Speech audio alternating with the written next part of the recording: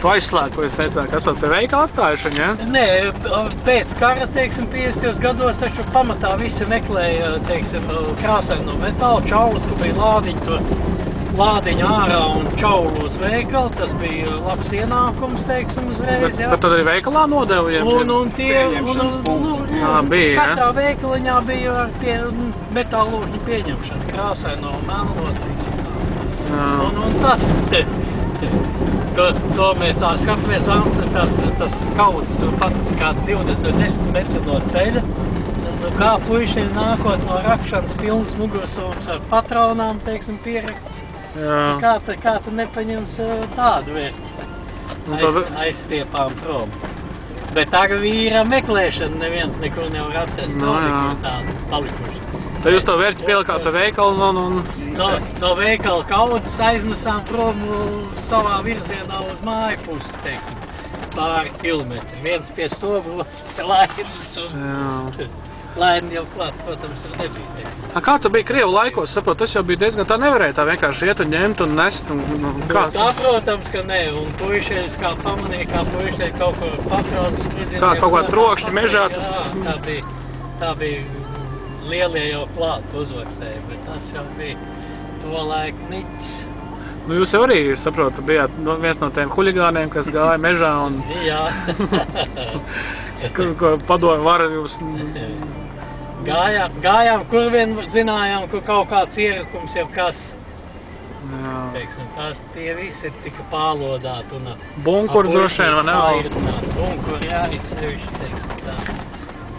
Nu, te visi bunkuri jau izstaigāti, ja bija kāds, kur... Zinu, ka tajā laikā viņi bija pa virsēji izstaigāti, bet tagad mēs diezgan šito ziemu konstatējam, ka pie bunkuru malām un viss, vienīgais, kas traucē tie ugunskura vietas, teiksim, jā, kad ir pila tā zeme gan ar patronām, it sevišķi negāns ir pepešā.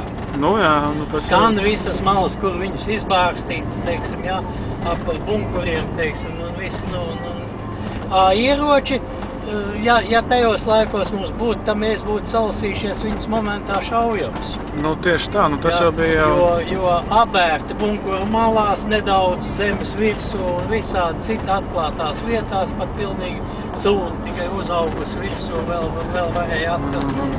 Visādi, teiksim. Cik jums gadi bija tajā laikā? Tajā laikā, kas es esmu 43. gadu, 8, 9 gadi, 10 tad jau ritīgais jau puika, kas jūsu vecam jau bērni ātri izauga jau. Jā, vienīgais, kas mums respekts bija no mīnām un no visiem šitiem te, teiksim, sprādzienu bīstamiem.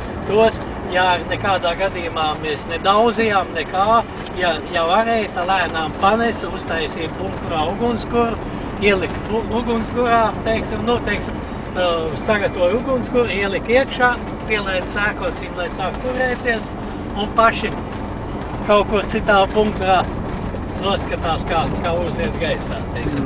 Tas bija vienīgais. Ar granātām mēs pārāk nespēlējām, mēs zinājām, ka var visādi notikt.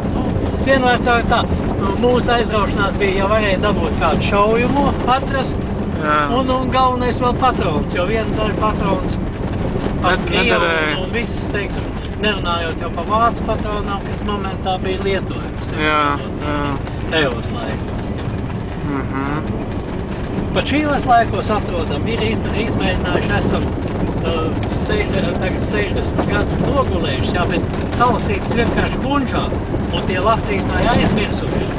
Bunžā apgāzusies uz sāniem, ņem, kur gribi, var izšaut. Jā, vācu patrons.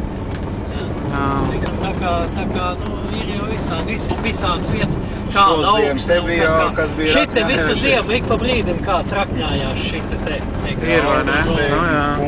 Šite bunkuri, teiksim, tā, tur mazliet iekšā, es vienu piepeši tālāk, teiksim, vēl vienā bunkuru maliņā, teiksim, ar praktiski sarūsējis viņš ir, bet tad, kad viņi notīra, aizslēgs darbojas, viss atspēr vienīgais salūs, tad, ka ielēja sērts no to salskālu. Salskālu, tad sabrūpāts, bet tā šancēja viss, teiksim. Vēl šījos laikos. Var dabūt gatavu tā kā modeli, teiksim, vismaz parādi. Ne jau šaušanai, bet vienkārši kā. pie sienas liekamies. Jā.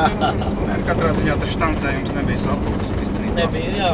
Otra atrada citā vietā, kas bija mālā un tādā, nu, pilnīgi sarūpsējis tā, ka gabalās. Te ir smuka vācu pozīcija bija. Šitiekšā bija, jā. Vācu.